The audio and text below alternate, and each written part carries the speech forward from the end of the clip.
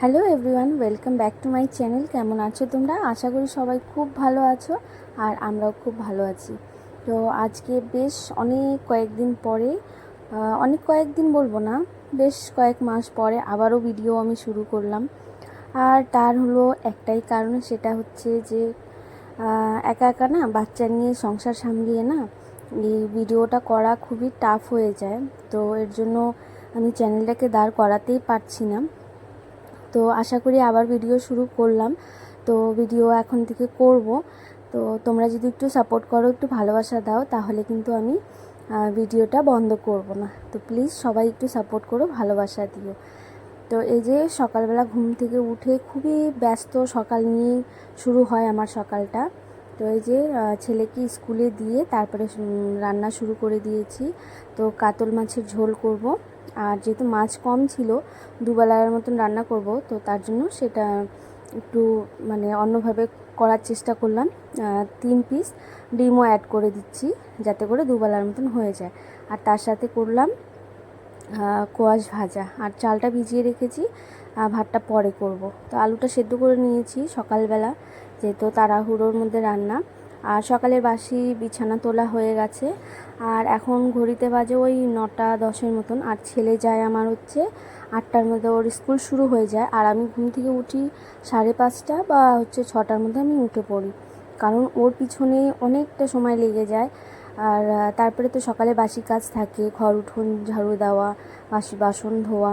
তো সেগুলো করে নিজে ফ্রেশ হয়ে তারপর ছেলের পিছনে যা টাইম লাগে, ব্রাশ করতে চায় না, তারপরে রেডি করানো, খাওয়ানো, অনেকটা টাইম লাগে। তো এর জন্য খুব সকালেই উঠা।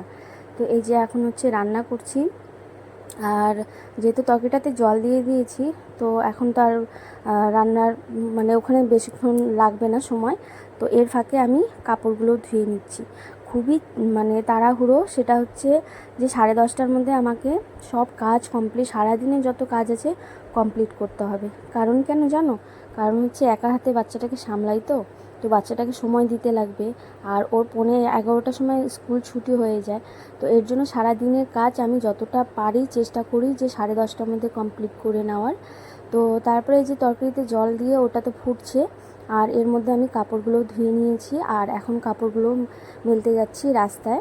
তো বাড়িতে যেহেতু জায়গা খুবই অভাব, কাপড় এখন শুকাতেই চাচ্ছে না, কারণ যেহেতু একটু ঠান্ডা ঠান্ডা ওয়েদার পড়েছে পুজোর পর থেকে। তো বাইরে এরকম একটা রাস্তার মধ্যে একটা রশি টানিয়ে নিয়েছি, এখানেও কিছু কাপড় দিয়ে। আর এই জায়গাটাতে সারাটা দিনই রোদ থাকে, তো কাপড়গুলো বেশ ভালো শুকিয়ে যায়। তো ভারী যে কাপড়গুলো থাকে সেগুলো এখানে মেলে দিই, আর বাচ্চার যে কাপড়গুলো থাকে সেগুলো বাড়িতেই মেলি। তো এই যে দেখো সকালবেলা আমাদের এই মোড়টার মধ্যে কিন্তু খুবই জমজমাট। আর ওই যে দেখতে পাচ্ছ ওখান থেকে হচ্ছে আমরা জল নিই, খাওয়ার জল। তো এটা হচ্ছে মিউনিসিপ্যালিটির যে জলটা সাপ্লাই করে সেই জলটা। তো আমার হলো ভাসুরের মেয়েকে দিয়েছিলাম ক্যামেরাটা। তো বাচ্চা মানুষ দেখো কীভাবে ক্যামেরা হিলিয়ে হিলিয়ে একদম ভিডিওটা করে দিয়েছে। তো যাই হোক, যেমনই করেছে খুবই ভালো হয়েছে। তো এই যে এখন কাপড়গুলো ধোয়ার পরে আর কাজ বাকি থাকবে হচ্ছে ঘরটা গোছানো, আর রান্নাঘর পরিষ্কার করা, বাসন মাজা, স্নান করা। তো এসব কাজই আর বাকি থাকবে। তো খুবই তাড়াহুড়ো করে করছি, আর সকালবেলার দিকে ভিডিও একদমই করা হয় না, তার কারণ যে খুবই ব্যস্ত। সকাল 10:30টার মধ্যে আমার সারা দিনের কাজ শেষ করতে হয়। তো তার জন্য আমি সকালটা সেরকম একটা ভিডিও করতে পারি না। তো যেহেতু অনেক মাস পর ভিডিও করছি, তো ভাবলাম চলো আজকে সকাল থেকেই ভিডিওটা শুরু করি।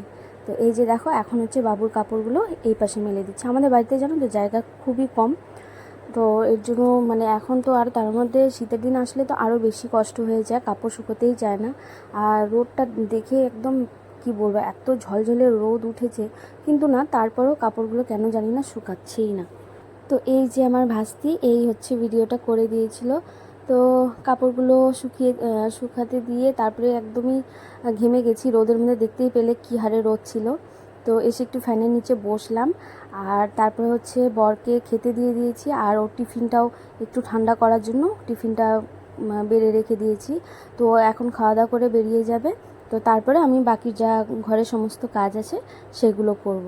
তো তোমরা যারা যারা আজকের এই ভিডিওতে প্রথমবার এসছো বা আমার চ্যানেলে প্রথমবার ভিজিট করেছো, তো সবার কাছে একটাই রিকোয়েস্ট, প্লিজ ভিডিওটা দেখো, যদি ভালো লাগে তাহলে কিন্তু তোমরা প্লিজ চ্যানেলটিকে সাবস্ক্রাইব করে নিও আর লাইক কমেন্ট করতে ভুলো না।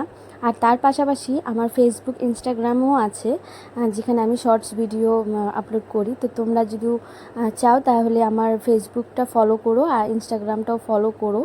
তো আমি ডেসক্রিপশানে আমি লিঙ্কটা দিয়ে দেবো, তো তোমরা চাইলে সেখান থেকে আমাকে ফেসবুকে ফলো করে নিও। তো এই যে রান্নাবান্না সব ঘরের সমস্ত কাজ কমপ্লিট। এই যে দেখো রান্নাঘরটা কত সুন্দর করে পরিষ্কার করে নিয়েছি। আর এরকমভাবেই সারাটা দিন একদম গোছানো থাকবে, পরিষ্কার থাকবে, এগুলো দেখে তখন না মনটা আরও একদম ফ্রি হয়ে থাকে। তো সারাদিন তারপরে ছেলের সাথে সময় কাটাতে পারি। তো তারপরে রেডি হয়ে দিদিও চলে এসেছিলো আমার বাড়িতে।